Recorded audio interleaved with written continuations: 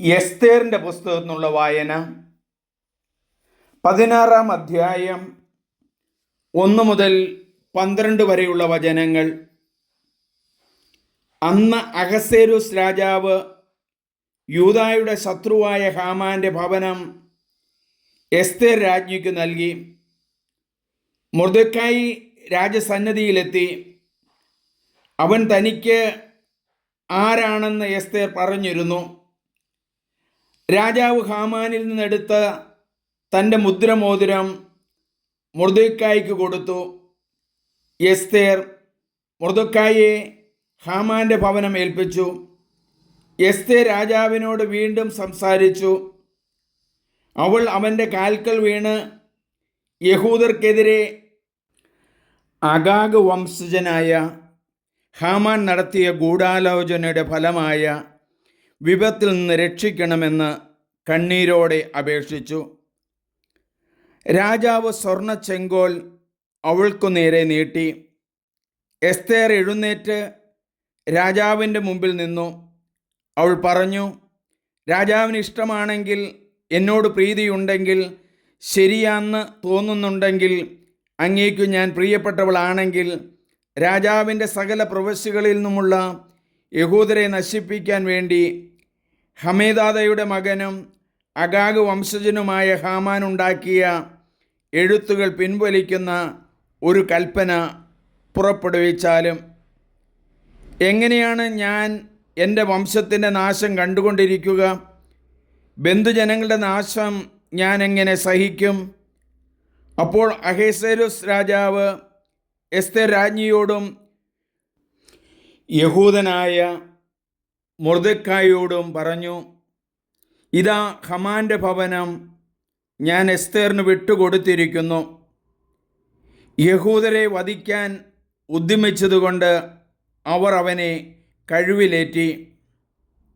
യഹൂദരുടെ കാര്യത്തിൽ നിങ്ങൾക്കിഷ്ടമുള്ളതുപോലെ രാജാവിൻ്റെ നാമത്തിൽ എഴുതുകയും രാജാവിൻ്റെ മോതിരം കൊണ്ട് മുദ്ര വയ്ക്കുകയും ചെയ്യുക. രാജനാമത്തിൽ എഴുതപ്പെട്ട് രാജമോതിരത്താൽ മുദ്രവയ്ക്കപ്പെടുന്ന വിളംബരം ആർക്കും ദുർബലനാക്കാനാവുകയില്ല. അക്കാലത്ത് 3-ാം മാസം സിവാൻ മാസം 23-ാം ദിവസം രാജാവിൻ്റെ എഴുത്തുകാരെ വിളിച്ചു വരുത്തി. ഇന്ത്യ മുതൽ എത്യോപ്യ വരെയുള്ള 127 പ്രവിശ്യകളിലെ ഭരണാധിപന്മാർക്കും ദേശാധിപതികൾക്കും പ്രഭുക്കന്മാർക്കും യഹൂദരെ സംബന്ധിച്ച് മൊർദെഖായി കൽപ്പിച്ചതൊക്കെയും അനുസരിച്ച് ഒരു കൽപ്പന എഴുതി അയച്ചു. ഓരോ പ്രവിശ്യയ്ക്കും അതിൻ്റെ ലിപിയിലും ഓരോ ജനതയ്ക്കും അതിൻ്റെ ഭാഷയിലുമാണ് അത് എഴുതിയത്. ഇത് അഹസ്വേരോസ് രാജാവിൻ്റെ നാമത്തിൽ എഴുതി മുദ്രവച്ചു.